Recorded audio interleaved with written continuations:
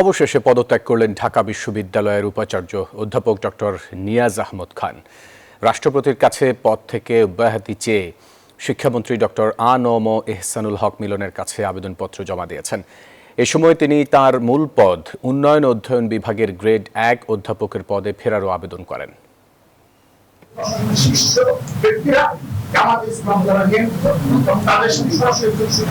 ঢাকা বিশ্ববিদ্যালয়ের উপাচার্য পদে নানা ধরনের আলোচনা সমালোচনার জন্ম দিয়েছেন বিশ্ববিদ্যালয়টির সদ্য সাবেক ভিসি অধ্যাপক ডক্টর নিয়াজ আহমদ খান।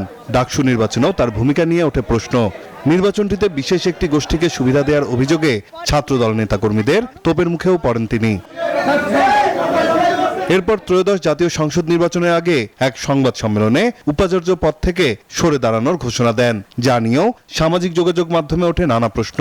এখন মনে করছি যে এটি একটি দায়িত্ব পালনের পর্বে হট আর সুইটনেসের পারফেক্ট ব্যালেন্সে যে কোনো স্ন্যাক্সের আসল মজা আনে রুচি হট টমেটো সস।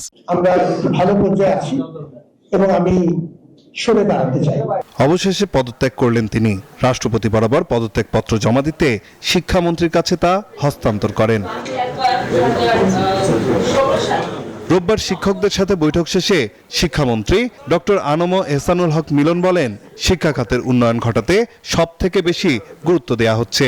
শিক্ষকদের সব সমস্যা বিবেচনায় নিয়েই কাজ করবে সরকার। শিক্ষকদের দাবি দাবা নিয়ে আর রাজপথে আসতে হবে না। এই শিক্ষা মন্ত্রণালয়কে সবচেয়ে বেশি প্রায়োরিটি দিচ্ছেন আমাদের বর্তমান প্রধানমন্ত্রী জনাব তারেক রহমান। গতকালকে আমাদের ক্যাবিনেট মিটিং গিয়েছিল, সেই ক্যাবিনেট মিটিং এর 90% টাইম উনি দিয়েছেন শিক্ষার ব্যাপারে। দেশের শিক্ষা ব্যবস্থার উন্নয়ন ঘটাতে শিক্ষকদের পরামর্শ দেওয়ার আহ্বানও জানানো হয়। নাইম আলজিকো, নিউজ 24, ঢাকা।